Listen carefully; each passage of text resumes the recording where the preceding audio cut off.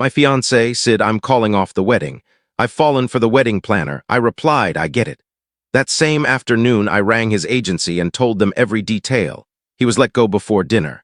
At 3 a.m., the two of them appeared on my doorstep, white as ghosts, trembling, and that's when the whole script flipped. I'm Alex, 30, male. 3 weeks ago, I genuinely believed my future was mapped out. I'm a software engineer, had a nice condo in the city center, and was engaged to Sarah, my partner of 4 solid years. We had locked in June 15th as the big day. Venue secured. Invitations mailed. I had even finished drafting my vows. Then the 8th of March arrived. Sarah walked in around 7. I was stirring a quick tomato sauce, nothing fancy. We'd both been buried under wedding checklists. She stepped inside, still wearing her jacket, no usual peck on the cheek, just froze in the doorway with an expression caught between shame and resolve. "We have to talk," she said. I killed the burner. "All right. What's going on?" She lowered herself at the dining table, fingers locked tight. "I'm canceling the wedding." My insides turned to ice. "What? Why? Did I mess up somehow?" "I'm in love with somebody else." The apartment felt 10 degrees colder. I just looked at her. 4 years of shared rent, inside jokes, future plans, and she says it like she's changing a restaurant reservation. "Who?" I managed, voice oddly level. "Damien. Our wedding planner." I actually let out a short, dry laugh. Damien, the man we were paying $300 an hour to decide between ivory and eggshell napkins. "Don't," she warned. "Don't make it small." "Small," I rose from my chair. "Sarah, we're 3 months from walking down the aisle. Deposits are non-refundable. Families have plane tickets." "I know," she cut in.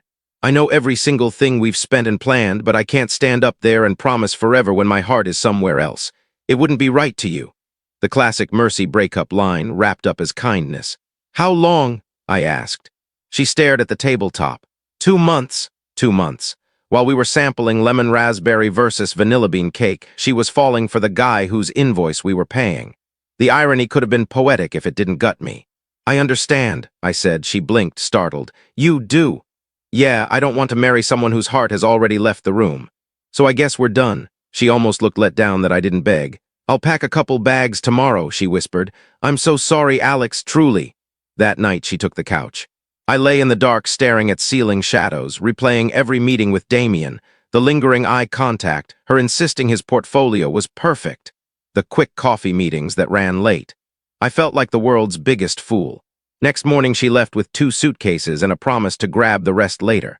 I watched the Uber pull away, still strangely detached. Then I opened my laptop and searched Luminous Events.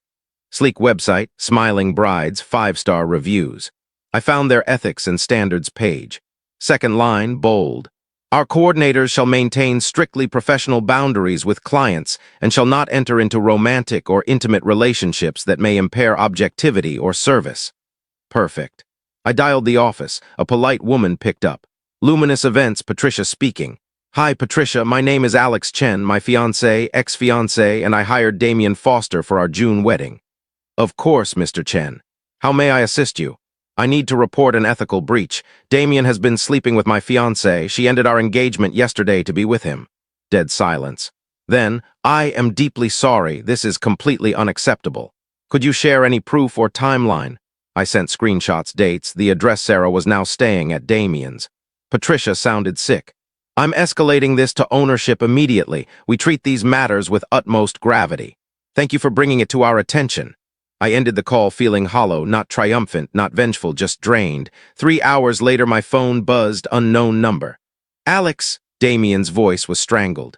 "What the hell did you just do?" "I reported you for violating your own company policy." "Are you serious right now? They terminated me an hour ago." "Not my doing." "You slept with a client." "She pursued me." "Damien, I don't care who started it. You knew she wore my ring. You knew it was wrong. Choices have fallout. You're a petty, spiteful prick." "Possibly.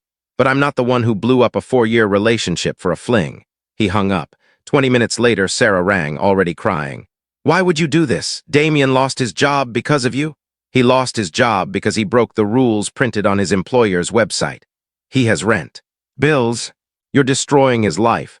And I had a fiancé and a future. We all have bills, Sarah. This is vicious, Alex. You left me for another man and have the nerve to call me vicious." She hung up too. I ordered Thai, put on a game, and felt absolutely nothing. Fast forward to 3:17 a.m. doorbell, then frantic knocking. I stumbled out, half-dazed. Peephole. Sarah and Damien, both ghostly, eyes wide, shaking like leaves. I opened the door a crack. "It's 3 in the morning. Alex, please," Sarah rasped. "We need to come in." Damien looked like he hadn't slept in days. Something in their terror made me step aside. They collapsed onto the same couch Sarah had used 2 nights earlier. "What is this?" I asked. Sarah immediately broke. "I made a terrible mistake. Massive." Damien dragged a hand down his face. "She's right. Whatever we thought we had, it was smoke, not real life." I stared. "You drove here at 3 a.m. to tell me the affair was a mirage?" Sarah's tears spilled over. "I want you back. I know I have no right to ask. I know I wounded you beyond words, but the moment I moved into his place, I saw clearly. It's not what I imagined. We have 0 in common outside centerpieces and seating charts," Damien muttered. "We tried to watch one movie tonight and ended up screaming about nothing. Everything feels off." I sat down opposite them, trying to catch up.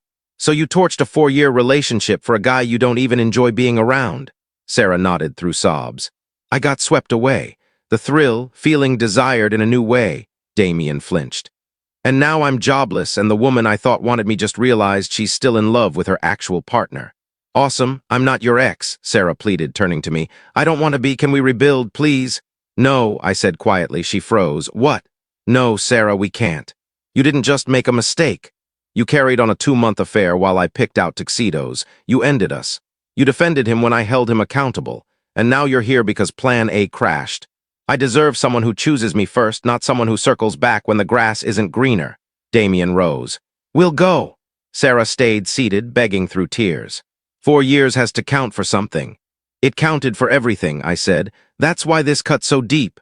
Damien eventually hauled her up and steered her out. At the threshold, he paused. "For whatever it's worth, I'm sorry. I knew it was wrong, and I did it anyway." "That's on me."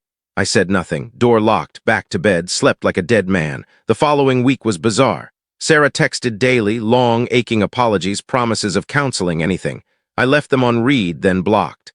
Damien texted once. "Started a new gig, not in events, probably smart."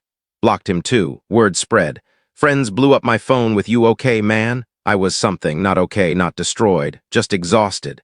March 20th, Patricia from Luminous Events called again. "Mr. Chen, your full refund has been processed. Should hit your account in 3 business days. Also, because of what happened to you, we've overhauled our policies.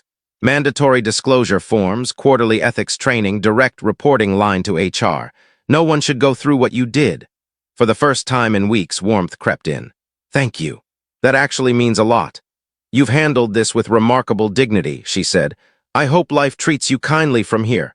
Dignity. I didn't feel dignified. I felt flattened. But maybe dignity is just refusing to burn the world down when you have every right to light the match. Final chapter. 3 weeks post-breakup. Wedding officially dead. I sent a calm group text to every guest. "Due to unforeseen personal circumstances, the wedding will no longer take place. Thank you for your understanding." No details needed, most read between the lines. My parents were livid for me.